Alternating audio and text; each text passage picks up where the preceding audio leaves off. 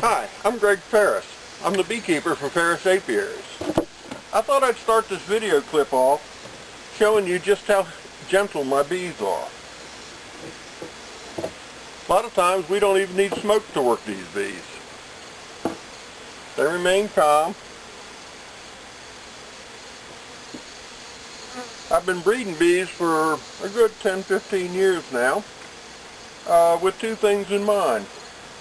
One is gentleness, because my customers are not beekeepers and they don't really know what to expect from bees or how to handle them.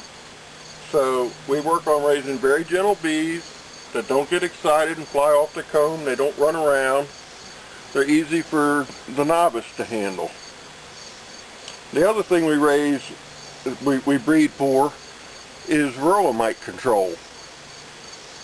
My bees have learned how to detect varroa mites in the cells in the capped pupa, and they uncap the cells and remove those pupa with the mites and the eggs and baby mites and haul them out of the hives, so the mites cannot build up large populations in my bees.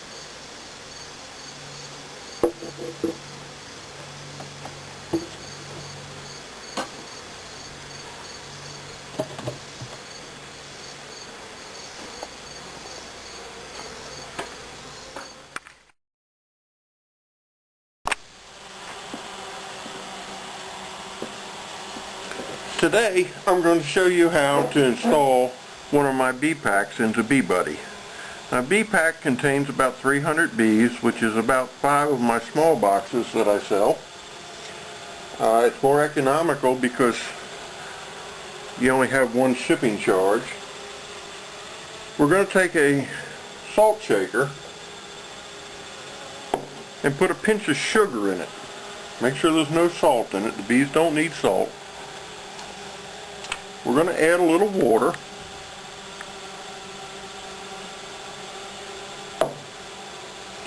We're going to shake it up.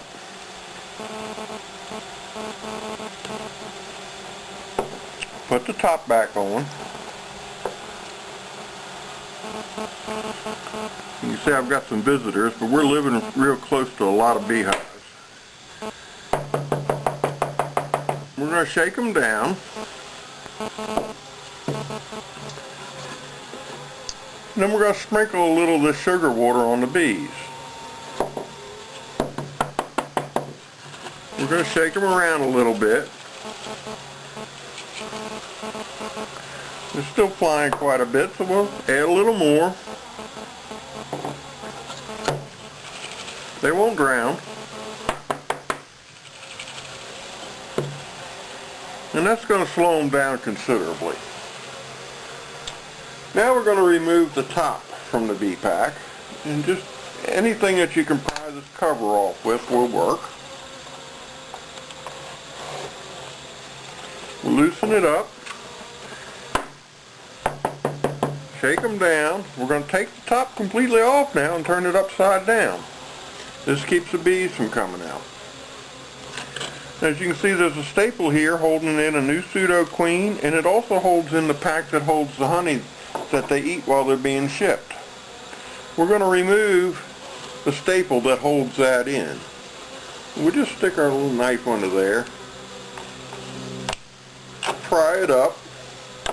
Small pair of pliers works. Don't drop your pseudo queen down in the box. Move the staple. We're going to grab the pseudo queen and the honey and take it out. That's all that's left after 2 days. Now just leave the top on there, because right now would be a good time to replace your pseudo queen in your bee buddy.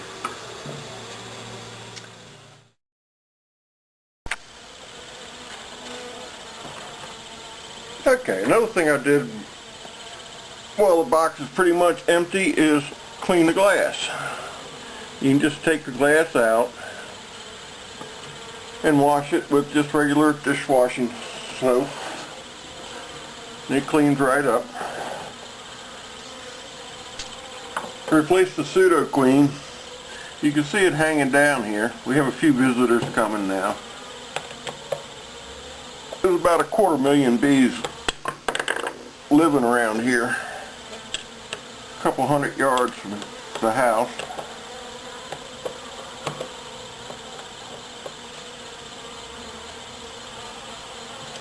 Take out the old pseudo queen. We put in a new one.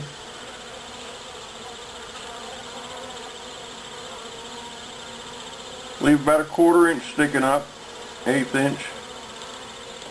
Put the screw in next to the pseudo queen, and then just screw it in, and that'll keep the bees from pulling the pseudo queen down into the bee body.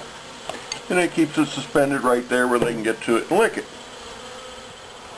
Okay, now it's time to put the bees in our bee body. Take our bee pack and tap them down. Put the bee buddy on its back. Put your bees down to one end. And then we'll just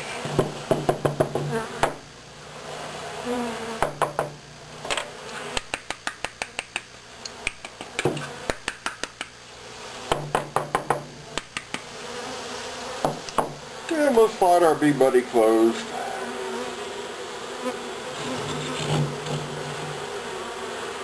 Make sure we don't pinch any feet. We'll close it over and leave that hole exposed so that the bees can come and go. See, these guys are cleaning up the sugar syrup that got spilled. You can hear them pheromone fanning. Bees don't talk like we do. They talk by sense of smell. They have a little gland on the tip of their tail that they can expose and blow the air over it with their wings, and it calls to the other bees and says, hey, this is where our home is. This is where we live now. They're actually doing it through the screen here for the feeder. We can move them out of the way. Just push them out of the way a little bit. They're persistent. Put our feeder on. Don't want to crush them. And we'll just let them sit here for a little while, and we'll come back in about 10 minutes and see how they're doing.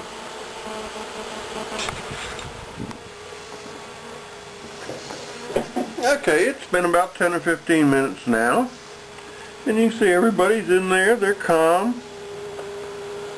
The pheromone fanning has slowed down. They're sitting on the combs. They're still cleaning themselves. They hang on one another. They like doing that. Everybody's settled in, and this has become home. They're cleaning up the salt shaker that had the sugar in it. For the most part, they're not going to bother you. This is not an actual hive. They don't have any brood they're protecting. And they're quite docile. You can,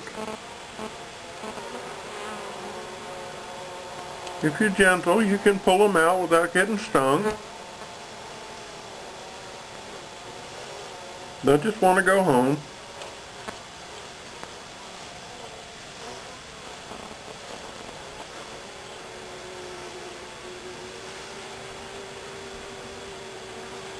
Don't pinch their little feet. They're very gentle.